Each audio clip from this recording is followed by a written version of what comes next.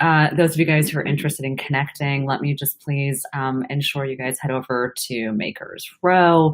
Make sure that you guys have an opportunity to see kind of see where things are. There are so many great resources and people that I think are really important to check out kind of as you guys are launching and scaling and thinking about business development. I've had some extremely interesting conversations and brands and businesses who've been jumping on these one-on-ones afterwards. And so if you guys are interested in the one-on-ones, please do take advantage. It's like having me in your brain and then also like other really smart people in your brain to talk about things about business. So really awesome and cool. Okay, so we're going to jump into today's conversation. And if you guys have questions or thoughts or things you guys want to talk about, please feel free to jump in. But more often, guys, this topic is very important. But more often than not, when we're thinking about launching a business, sometimes we forget that it's not just about, what you do right when launching a business, but also there's a lot of things that you should not be doing when launching a brand. And I think sometimes we really focus, I'm going to zoom in on this so you get less curtains. But I think, sometimes what happens is when you've got a brand that you're launching, we're oftentimes being told, what are the things that are so important to keep in mind? And what are the things that we actually need to be doing? But what about the areas in which you possibly are at risk to be doing some serious damage to your business? Important to consider. So when we're looking at what not to do, so one of the very first things that you shouldn't be doing with your business is going into something without a financial plan or a budget. And unfortunately, when it comes to looking at financial planning, oftentimes we will flip our budgets, right? So we'll kind of take a look at things like flipping the budget from things like, what we should be doing from the perspective of like, let's say inventory, right? What we should not be doing is over investing in inventory. What we should be doing is investing in marketing, right? Super duper important thing to consider, right? So not as much resources in your inventory, more resources in marketing. I was just on the phone with someone today who's just launching her brand. And she was like, well, how much money should I spend on my inventory? I've been told that I should be spending X percentage on marketing. What should my numbers look like? And what I always tell people is this really isn't a matter of a science. There is not a formula. These are the things that you do. It's really more so about orchestrating, being the conductor of the orchestra, right? What are all of the different components that you need to be considering? And then how do you orchestrate those components together in a way that actually allows you to maximize the ROI on what you're doing for your business? So let's further unpack things that you shouldn't be doing. Number one, don't pay nothing in wages and expect to get amazing talent. I see that happen way too often, guys, like way too often. As entrepreneurs, you're trying to do things scrappy, but you don't understand what you should be investing in versus what you should not be investing in terms of the over under. And so the worst thing that I've seen is people who are like, yeah, I just want to get an intern to do this. I want to get an intern to do that. Well, guess what? Like your intern is probably not going to do the same kind of work that you're doing or the caliber as, let's say, someone who has 2 to even 3 years of experience, right? Or 5 years of experience. So as we're kind of looking at the different ways in which business can be run and how you're capacity building, please don't make the mistake of saying, I need to hire everyone as cheaply as possible. That is a no-no. In fact, what you want to do is say, like, these are the places in which I think I should be investing my resources versus, and then here's where I'm going to pull back my resources. So again, we're looking at this more from the perspective of the conductor of the orchestra rather than from the perspective of, I'm just going to cut corners across the board. Because trust me also, like that kind of mentality of being super scrappy, and just cutting all corners, not only are you going to sacrifice work value, so meaning like the quality of what you get just may not be as good, but at the same time, the other issue you're going to get into is that scarcity mentality is also going to breed a certain kind of work culture. And so you really want to make sure that how you're approaching your hiring and capacity building is done through the lens of, okay, I'm going to hire this person for this budget. I know that if they're going to be lower level, I'm actually going to have to invest time and energy into them, right? Because they're going to need to learn and grow, and I'm going to have to train them on how to build their skill set. So again, set aside time. So if you are going to hire junior people, do not just give them the work to do and expect that they know how to do it. There's a reason why they're junior, right? So, and also it's not their business, it's your business. So like this whole idea of everyone needs to be a diehard and, my business has to be the only thing people consider is total bull crap, right? It's more like, hey, you're a person who seems pretty smart and bright. I have some work that I think I need you to do. How do we achieve the right balance here of what you need to learn, what I need to extract, and then how we're going to exchange resources? And so my favorite thing to do in that particular standpoint is ultimately to be able to have brands. Brands always ask when they're hiring someone, like, what do you want to put on your resume afterwards, right? What do you want to put on your resume when you're done working with me? And that'll give you a really good idea of what they're actually wanting to learn about, right? It'll give you a good idea as to whether or not what they are, what their goals are in alignment with what your goals are. And so I would say, it is extremely important for you to kind of get for you to kind of get a perspective on, what are the right people that I need to be associating with, right? What are the roles? Do I actually have the capacity to train them?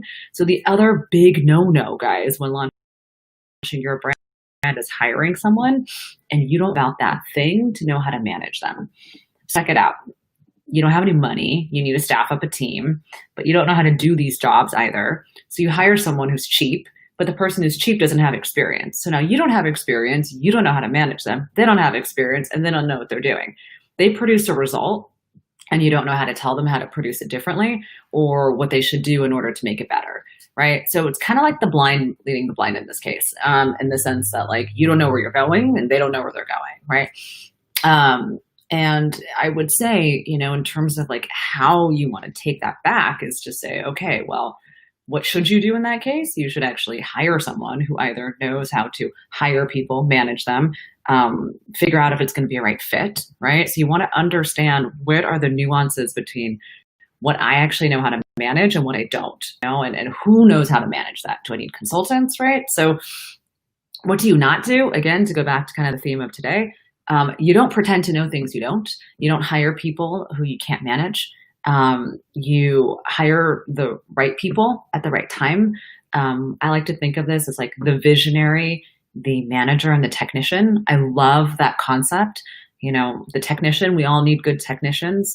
We all need good managers, and we need good visionaries. And chances are, if you're the CEO and leader of your business, you're a great visionary, right? That would be the hope, right? You've got a vision and a trajectory, and you're moving down that path.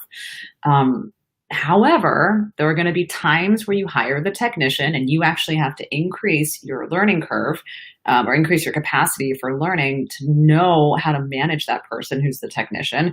And then there's a certain time and place where you actually need to bring on the manager. So sequencing is very important, right? It's very important, and it's going to be very different for everybody. But sequencing, I think, is something that we don't spend enough time looking at. We look so much at, I need to do all these things, but it's not just doing these things. It's the order by which you are doing things that actually really helps you to make better decisions, invest your money wisely, and then be able to have these pivot points where you're like, okay, I went this far on this thing. Now I know if I need to kind of switch my directions, right? So anyway, long story short, don't hire people without fully understanding what you're doing or knowing how to manage them. And if you hate hiring and you hate managing people, consider getting a business partner or hiring someone to kind of be the CEO of your business and manage all that for you, right? Because if you want a business, you're going to need people. And if you think you're going to have a scalable, successful business as a single solo owner operator, you're not going to make that much money. It's like, it's not going to be fun. You're like, why am I doing this? It's like not good. So don't do that. It's a bad idea. You need people, right? We're in people businesses, and that's exciting. But you have to be exciting for that. All right, question from YouTube. For hiring, do we also need to buy insurance and offer healthcare for contractors, new hires at the startup of our brands? When do we introduce these types of things? That's a great question. I love this question. Thank you for the good question. Yes, you do need insurance if you have full-time employees. If you do not have salaried employees who are on your payroll, you do not need to have insurance. But just a couple key things to keep in mind. If you own a business, you should have general liability insurance. If you do not have general liability insurance, you are shooting yourself in the foot. Lots of different places to get general liability insurance. The one that I use, that I recommend the most, it's a company called Hiscox. It's HISCOX.com. Really cheap, easy. You can get insurance in like 10 minutes. So I would really suggest you guys check that out. So you need insurance. If you have a business, you need insurance. As far as like workers' compensation, you need workers' compensation if you are hiring someone as staff. You don't need workers' compensation for a contractor, right? So that's really important as well. Like workers' comp, you don't want to get in trouble with that. Big, big no-no. The other thing you want to take into consideration is, when you do decide to go, so the transition point between contractors and full-time have a lot to do with your financial positioning, and then also the opportunities of scale or kind of like marginal returns on a contractor. So contractors are generally like project-based, right? It's like they are contracted to do X amount of labor, a certain number of hours, certain project fee. At a certain point in time, you actually want someone who's going to probably be more invested because there is a training period. And that's something most people don't consider as well. You can't just bring someone on board and expect for them they don't know, right? Like you need to train them. It takes time. People don't walk in knowing exactly what to do. It's not like I can, go into a business and just be like, okay, yeah, I'm just going to run with it. No, like very brilliant, smart people need onboarding, right? So it is super important to take that into consideration as you guys are building out your strategies of hiring, right? You're going to have to onboard everybody. And if it's a contractor or whoever it is, you're paying to onboard them. They're not going to onboard and spend their time learning about your business for free. You're going to have to pay them. So, it's very different when you move from this position of being your own solo business owner to capacity building, because through capacity building, you are literally investing in other people with your time and with your money, right? And that is very important. So basically you're going to see like diminishing returns on contractors when you actually like notice turnover, meaning you need to actually like keep getting more contractors and you're like, shit, like I need to make sure that they stick around. Why are they not sticking around? Is it not consistent? Is it that I need to be focusing on their development and growth? Is it compensation? Contractors you can move through right away, like quickly. I've worked with contractors for like 5+ years, but because I built a culture of community as contractors, right? So like who you are as a leader is very important in terms of people's loyalty to you. It's incredible to see the impact of inspiring loyalty and being honest and vulnerable and bridging community and connection, especially now in this like 100% like digital era where people are just not really going into their offices anymore. So showing up as a leader is super important, right? It inspires loyalty. But at a certain point in time, you're going to be like, crap, these contractors, not cutting it. I might need to bring someone full-time who can handle maybe a couple different areas of business, or maybe just specialize in one and invest in that person. And remember, like, when you hire someone, you're paying into their unemployment taxes. You're paying Social Security. You're paying payroll taxes. You may be paying benefits. Now, you don't have to. I think one easy thing you can do is give a benefit stipend in the beginning until you're ready to like fully bring on insurance. But benefit stipend is a really nice thing to do as a small business owner. You may decide that you want to actually move into having a 401k, right? Or you might want to offer health benefits. Now, for me, when it comes to looking at like payroll benefits, planning, and things like that, I really like using a company called Gusto. So it's gusto.com. Really easy, like soups easy, like just press the button, right? And you're like, oh, and they fill the information out. You don't have to worry about sending out 1099s. Like, it's super, super easy. And you can also integrate with benefits, like very easy into that program. And it scales up with you, which I really love. And then the other kind of small business 401k plan that I think is good to look into is Guideline, and Guideline kind of enters into Gusto as well. And then Gusto flows into QuickBooks, right? So operating systems. So, okay, let's circle this back to what not to do, right? What not to do is to not plan for all these things. Plan for them. That's what you should do. Don't do the not to do, which is don't plan. You should be planning for this, like super duper important. And then when it comes to things like when do you start health insurance or start those things, you can start those things for yourself. Sometimes we think as like a small business owner, we have to be left out to dry. But actually, guys, the point of having a business is that it makes money, you make money, and you can take care of yourself and have this kind of independent lifestyle. Not more free, because having your own business, I think, is more binding than not. So not for freedom, but more independence. And even looking at launching a 401k for your business, even if you are a business of one, is very important, because it'll help you with your own pre taxation it'll help you take money out of your paycheck without taxes. There we go. Got it out. That's what I would consider. Okay, JB, more good questions. What about equity sharing for key personnel? Maybe small percentage to attract great people. Be very careful about equity. Anyone who's smart knows that equity is like very risky. And so I wouldn't dangle that as you're going to get equity only if your P&L is strong and if your brand has a strong reputation, if you have a strong reputation. Otherwise, guys, anyone who has been following business knows that unless you are a SaaS company or you're in tech where there's strong chance of M&A and so a merger and acquisition or some sort of IPO, right? It's having equity doesn't really mean much. So when you're looking at what it means or the way of dangling equity, right? Oh yeah, you get equity. It's got to be, it has to be more meaningful than that, right? And you have to show a path, I would say a path to M&A, a path to an IPO. There's got to be some reason why equity should even matter. Because otherwise, guys, equity doesn't mean shit. It's yeah, I have a piece of a company, but that company doesn't do anything. What's the point, Now, if the people you're hiring do not know about this,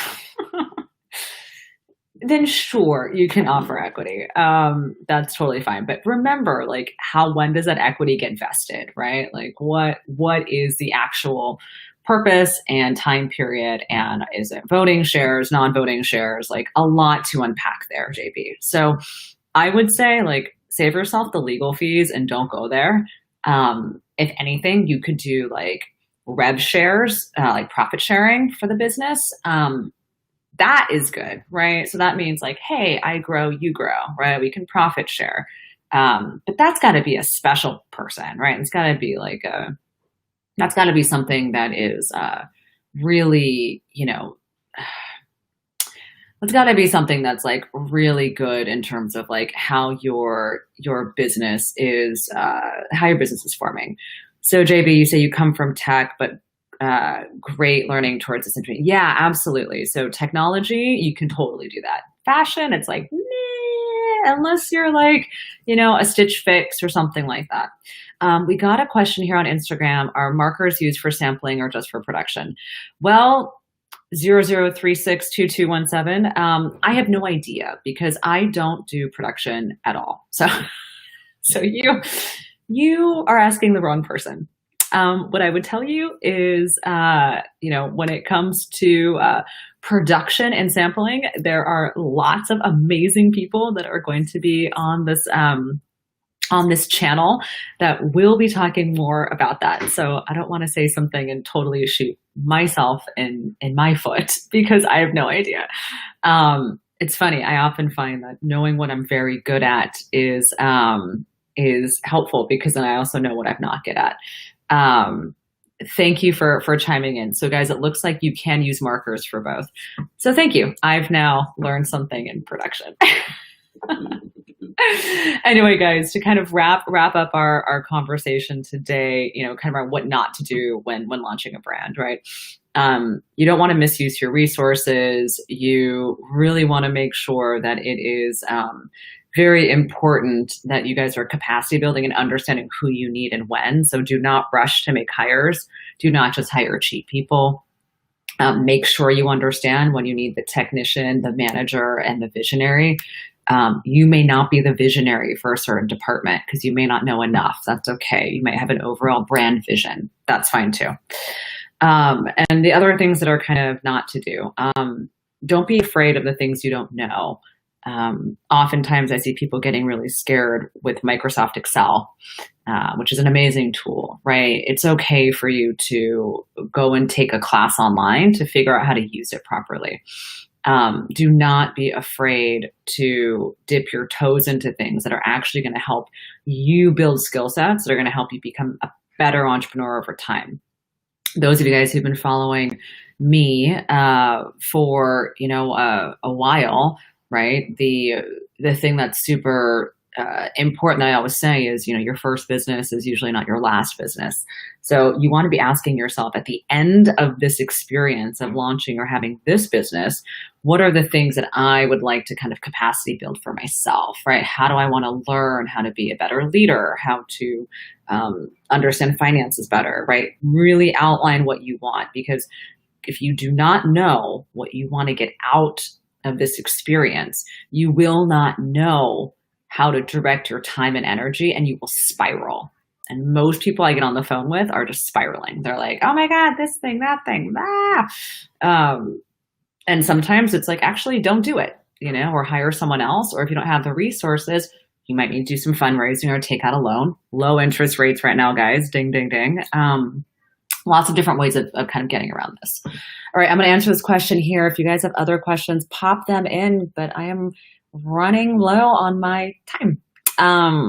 When scaling, would you say to focus more on expense management or profit margins? Ooh, that's a great question. I like that question. Okay.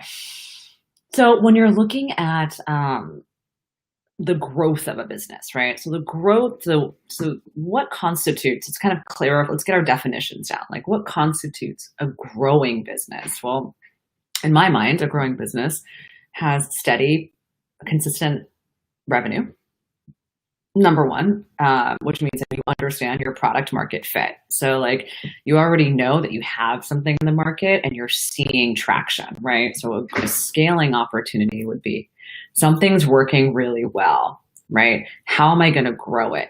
Chances are, when it comes to growing your business, you're going to have an inflection point of where you're going to have to invest more money and to see it grow, right? So it's like maybe you've been reinvesting. To scale something requires that you have leverage. So either you're going to decrease costs in certain areas because now you're able to, so let's say cost of goods is a great example.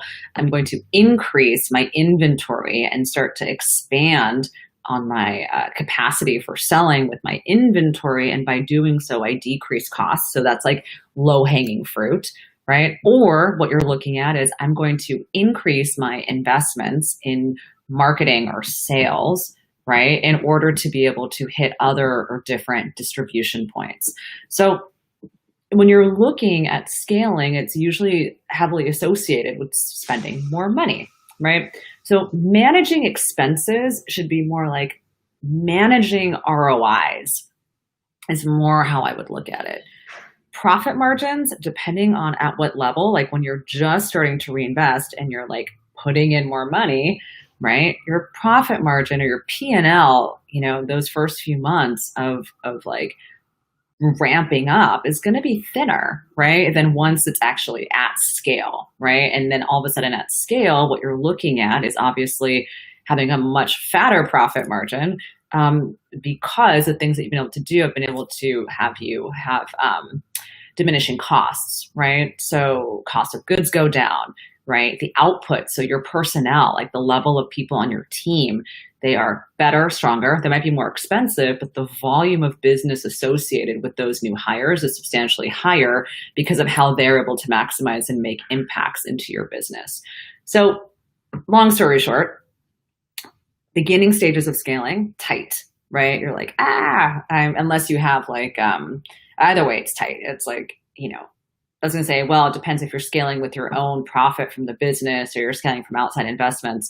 Either way, it's tight because wherever you're investing into, it's going to be a sticking point because you've been operating like this, you're going to have more money, but you're also probably going to spend a lot more.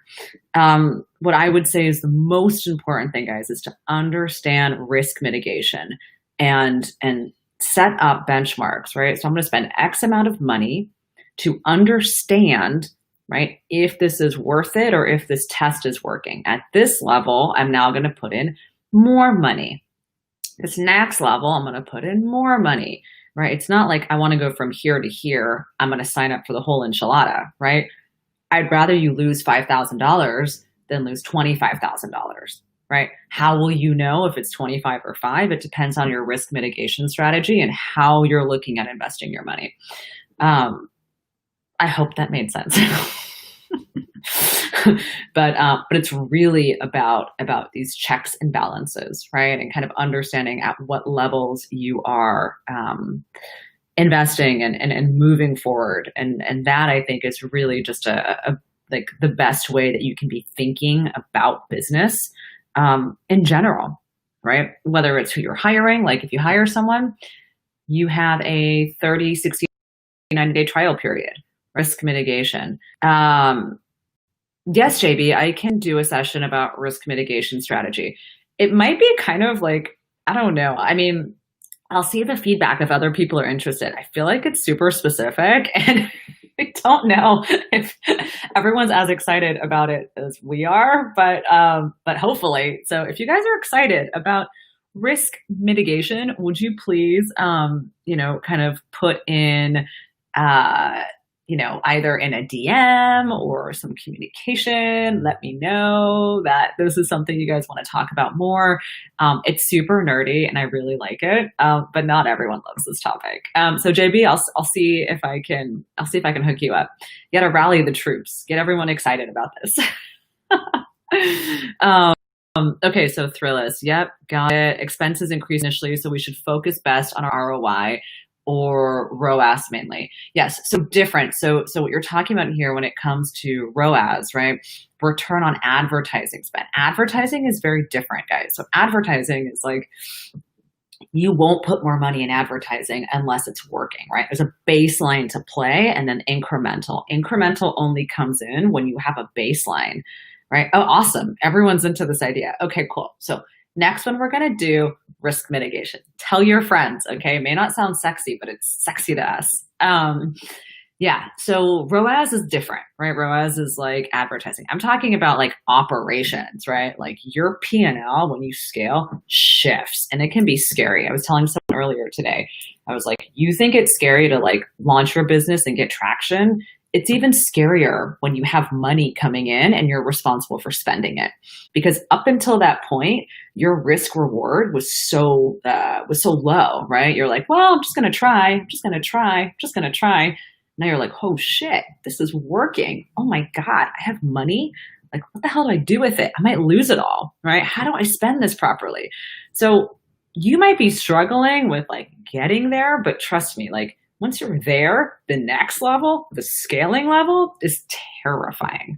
Not to scare you, but kind of to scare you because it's kind of scary.